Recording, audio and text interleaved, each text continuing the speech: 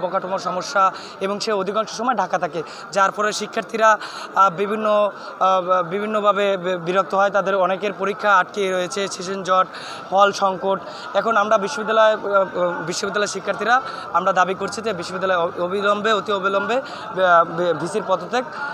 সেই জন্য আমরা বিশ্ববিদ্যালয়ের প্রশাসনিক ভবনে তালা মেরে দিয়েছি। আমরা প্রশাসনিক কার্যক্রম এখন বর্তমানে বন্ধ আছে এবং আমরা আজকে বিশ্ববিদ্যালয়ের যে উপাচার্যের যে বাসভবন রয়েছে সেটা আমরা আসলে শাটডাউন করে দেবো।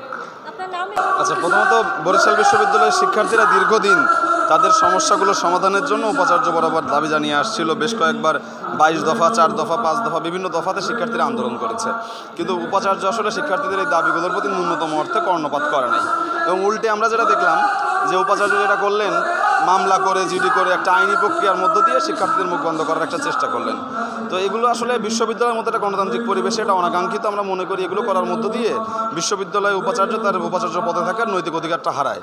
পরবর্তী সমস্যা যেটা হলো, ধরেন আমাদের একজন শিক্ষার্থী, আপনারা জানেন যে 5 মাস ক্যান্সারে আক্রান্ত হয়ে অ্যাপ্লিকেশন করেছিলেন উনি চিকিৎসার ব্যয় বিশ্ববিদ্যালয় থেকে সামান্য সহযোগিতা পাওয়ার জন্য। উপাচার্য 5 মাসে এই অ্যাপ্লিকেশনটা একটু উল্টে দেখেন নাই, মানে শিক্ষার্থীদের প্রতি তার দায়বোধের মাত্রাটা বাস্তবেই।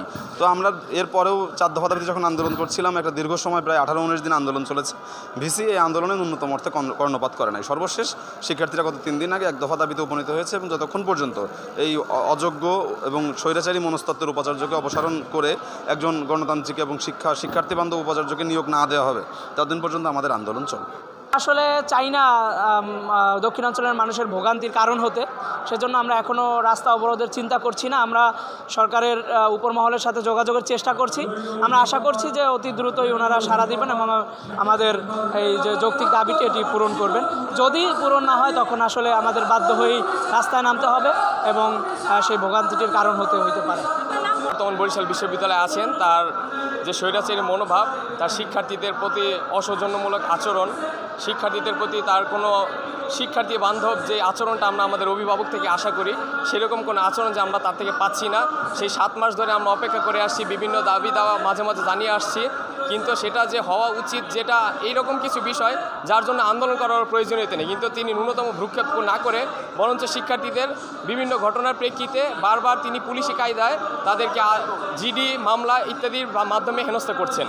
তো সেই ধারাবাহিকতায় আমরা যে আন্দোলনে নেমেছি, এখন আমরা বুঝতে পেরেছি যে ভিসি ম্যামের অপসারণ ব্যতীত আমাদের হাতে অন্য ভিন্ন কোনো পথ নেই। আপনারা জানেন।